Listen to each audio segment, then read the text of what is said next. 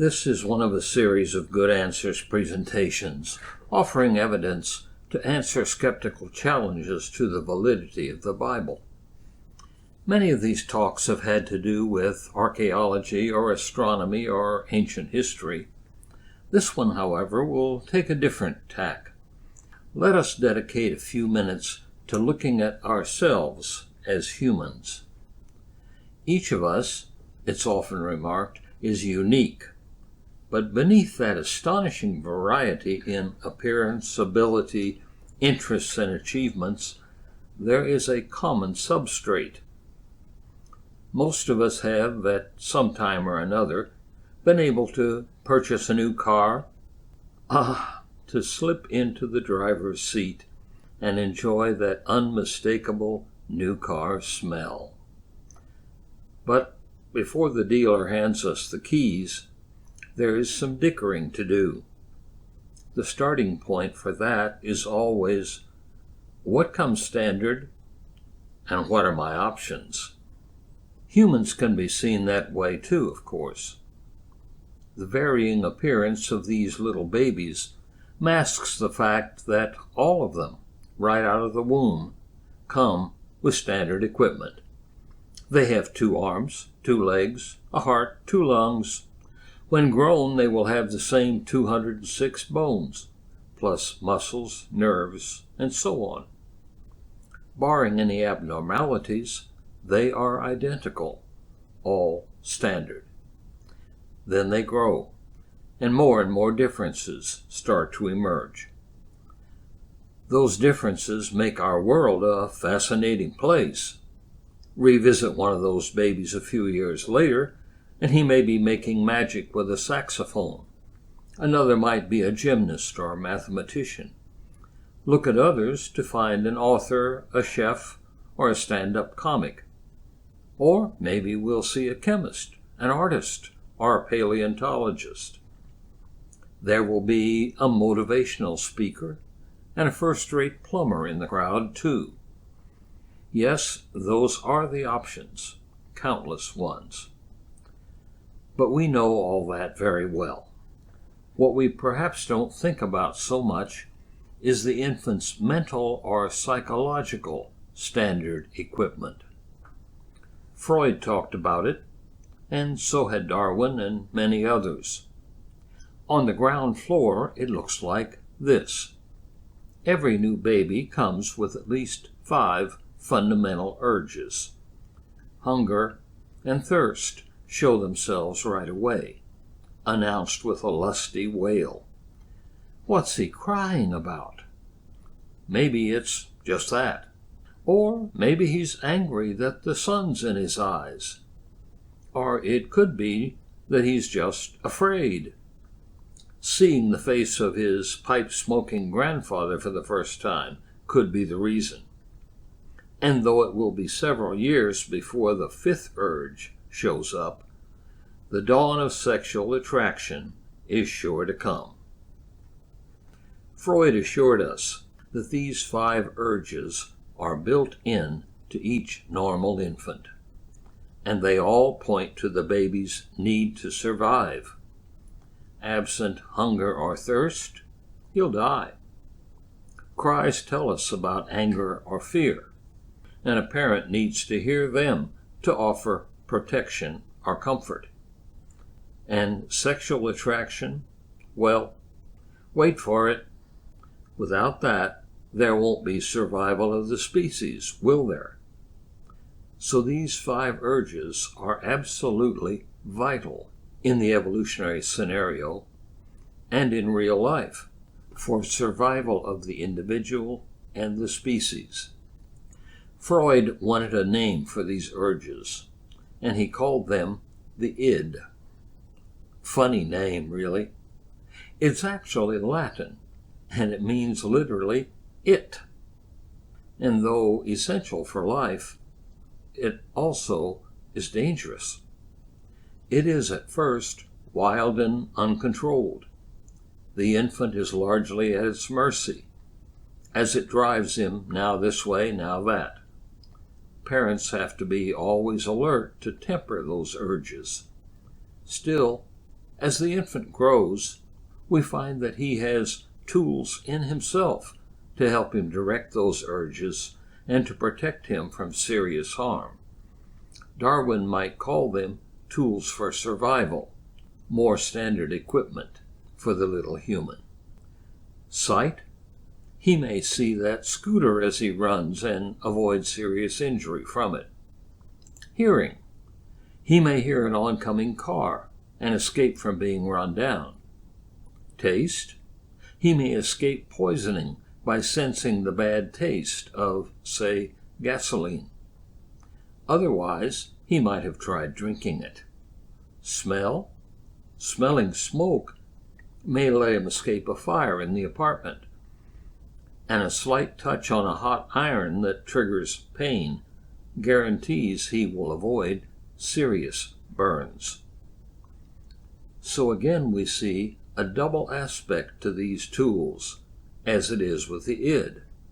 All these tools serve as windows to his world, a source for information and experience. They draw him to reach out and explore, but even more, they have value for protection and for survival. One can see why, from an evolutionary perspective, these senses are tools for survival. You have to live long enough to grow up, find a mate, and produce offspring. Otherwise, your kind will die out. Valuable as they are, though, these senses can only help you to avoid immediate, proximal dangers. As we grow and begin to venture beyond our parents' umbrella of care, we find there are other, more subtle risks to life and health, and we need another tool to deal with them, because even these 5 tools can be inadequate or even dangerous. Sight is wonderful, but reading Kids Free might draw a boy into trouble. The fun of hearing acid rock may do some damage.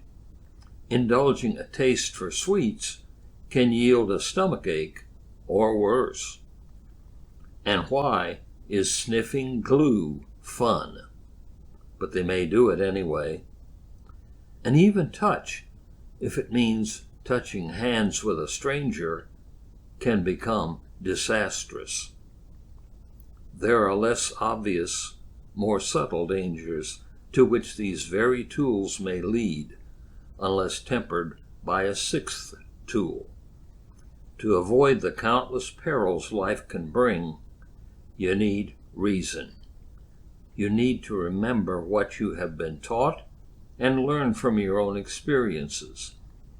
You need to employ problem solving and planning to ensure your long-term survival. Let's summarize. Why do we have these qualities? For that, we can consult some of the most influential figures of our modern times. Charles Darwin would be pleased with what I've said. So would Sigmund Freud. Stephen Jay Gould would nod acceptance. Richard Dawkins would write another book in support. And Neil deGrasse Tyson would feature the theme on a segment of Star Talk. Though these 5 disagreed about many things, they spoke as one about this. The primal urges, Freud's id, are built into us to ensure our survival: hunger, thirst, fear, anger, sex drive. But these need to be tuned, curbed, and directed. Our 5 senses and our emerging 6th sense, reason, are the tools we all must have in order to live and grow. Each of them is of prime importance, and we can easily see why these 5 evolutionists agree on their purpose. They all are directed to the same universal goal: survival. What would we do without them? That's easy. Die. All of this fits neatly into the secular, evolutionary, atheistic scenario, which is all about survival of the organism. And that scenario explains why we have only these qualities. Darwin makes it clear that we have just what we need to survive and nothing more. We tend to think of evolution as going forward, with hominids acquiring upright gait, for example. But why did we get it? As a free bonus of some kind? No, they tell us. It helps for spotting predators or game. It frees our hands to hold, carry, and use tools. Freeing those hands allows more complex behaviors and the evolution of larger brains. Carrying young is easier this way too, and reaching, plucking, and carrying food. And our experts say it also lets us display our fine form to the opposite sex, like the peacock, I suppose. But why would evolution be so generous? Not generous at all. We're told that as grasslands tended to replace dense forest, we needed this change to survive. We only get what we need. And the same theory works the other way. We can lose qualities. For example, blind cavefish, they tell us, had sight when they came to the caves, but not needing it, their descendants lost it. It's a basic law of Darwinism. Quote, all traits will eventually disappear if they have no function. So says David Lottie, a biologist. So if we had some extra sense, a seventh or eighth one, it would serve no evolutionary purpose, and so would eventually be dropped from the gene pool. So then, Darwinism explains it all. Evolution gives us only what will enhance survival. Nature never provides extra options. No bells and whistles. You only get those on cars, and you pay extra. But in fact, contrary to Darwinist theory, we do have something more. The human's kit of tools includes not one, but 4 more remarkable senses. But their survival value seems to be nil. Each of our 6 senses is there to enable us to survive. Why then would we have 4 more that seem to do nothing to keep us alive? Here are the 4 senses I mean. We have a sense of beauty. On the other side, a sense of ugliness.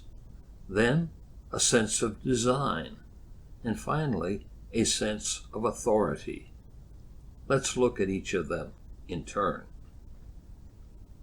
Each time I turn on my computer, I see a different beautiful scene. Whether it be a delicate blossom, a seascape, or an image from the Hubble telescope, each one is vibrant, rich, and satisfying. Each one awakens that sense of beauty that we all have. But however good it may feel, it contributes not at all to keeping us safe, unhurt, and alive. As a survival tool, it carries no value. And yet, we have it. The counterpart to that sense is our reaction to ugliness. Some things that we experience only cause us to turn away or shudder or try to forget them. A tumble-down shack leaves us with unpleasant feelings.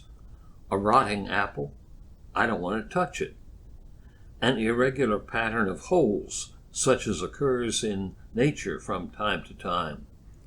For many of us, the sight turns us queasy or even makes us feel threatened. In recent years, psychologists have classed the reaction as trypophobia, a fear of holes, and some people are so affected by it as to require therapy. And yet, reaction to ugliness does not protect our lives.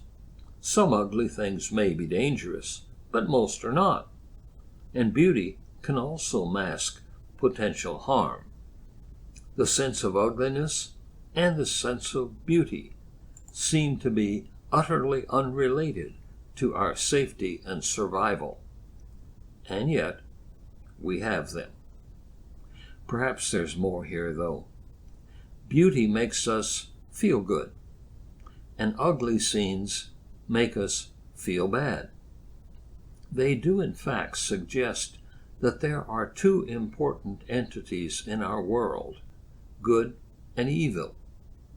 We see this metaphorically in human behavior, and we say, "That was a beautiful thing she did for him," or "Why is she acting so ugly?"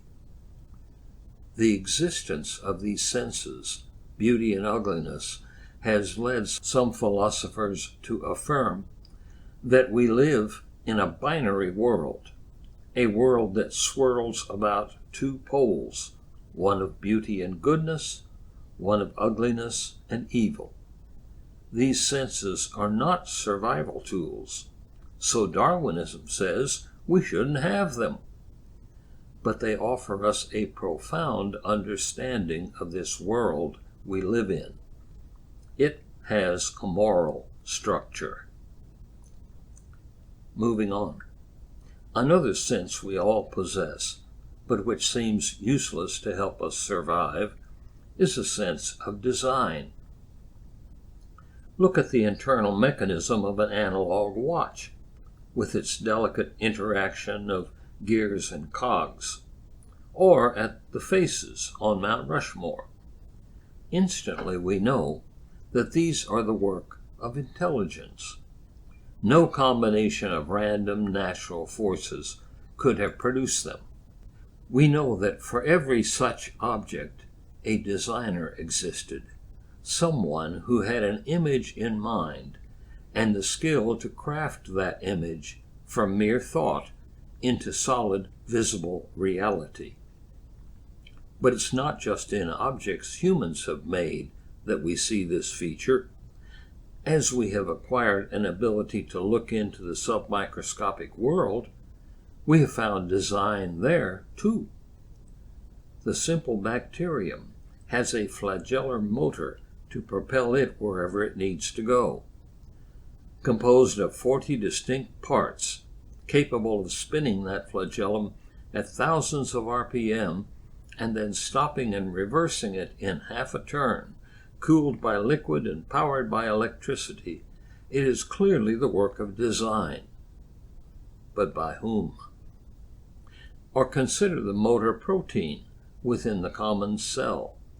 Tasked with transporting various substances in the cell from one point to another, it seizes the item, walks along one of the countless filaments within the cell to the proper destination, deposits its cargo, and returns to get another package.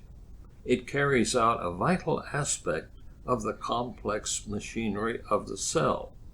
Yet, it is not even alive. It is just a single protein molecule deep within a single living cell.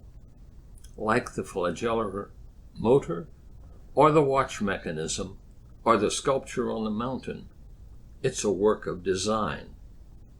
We know design when we see it. It's unmistakable.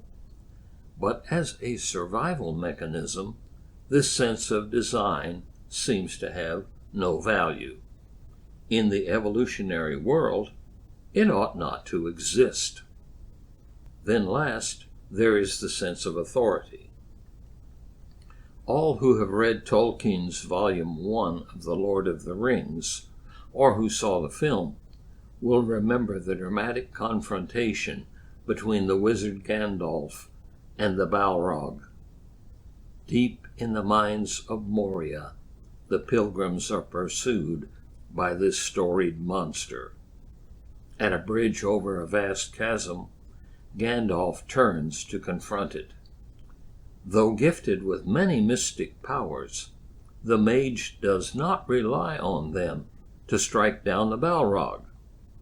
Here's the scene.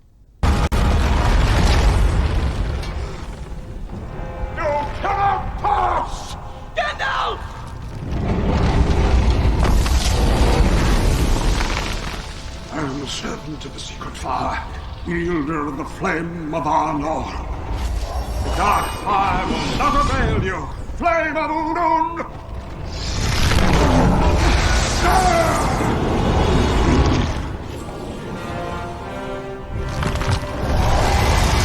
Go back to the shadow.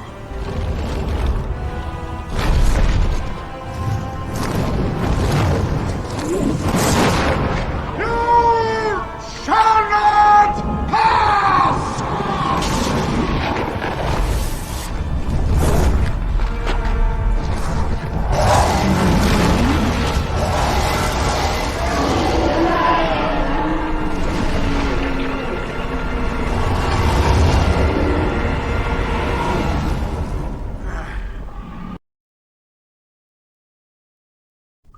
Amid the chaos, you may not have heard Gandalf's words. He intones, "You cannot pass. I am a servant of the secret fire, wielder of the flame of Anor. You cannot pass. The dark fire will not avail you, flame of Udun. Go back to the shadows. You shall not pass." What has Gandalf done? He has asserted his authority, and the Balrog, though still furious, cannot ignore this. The bridge crumbles beneath him, and he sinks into the abyss. Even such a dark power knows authority when it is invoked, and so do we. That's why this scene stays in our memories.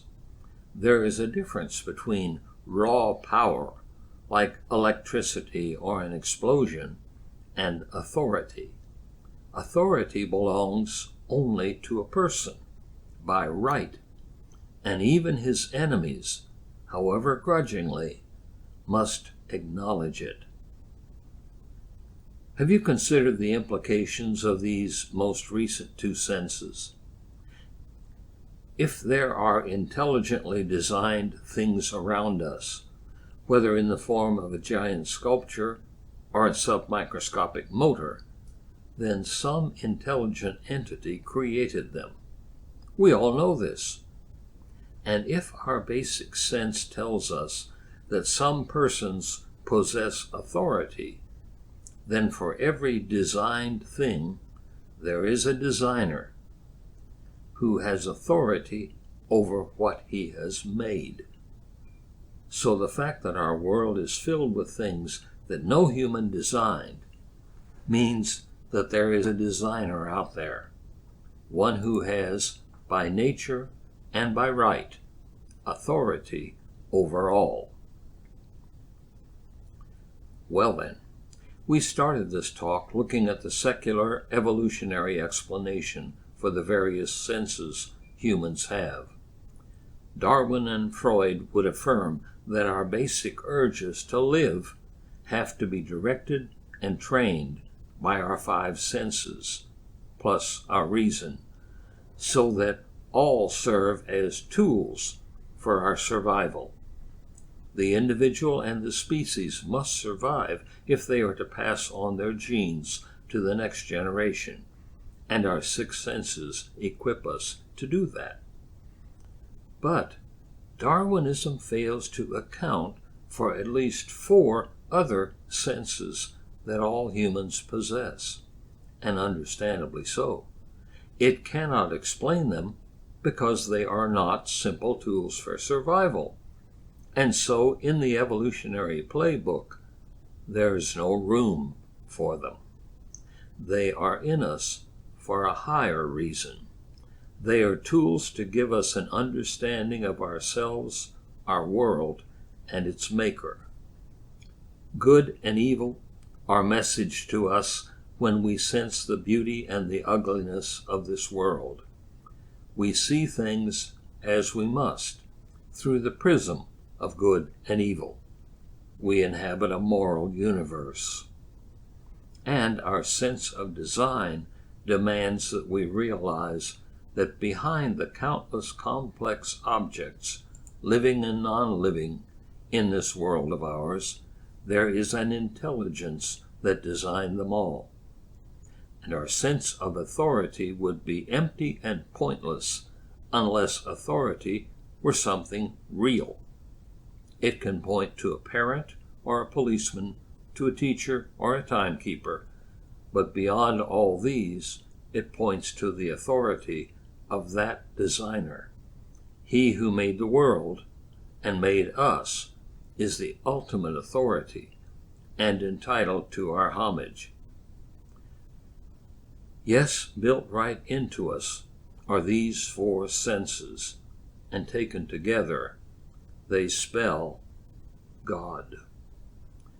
Isn't it odd that some of us say they don't believe in God, and others say they sort of believe, but if God is real, why can't we see him? I would reply to both.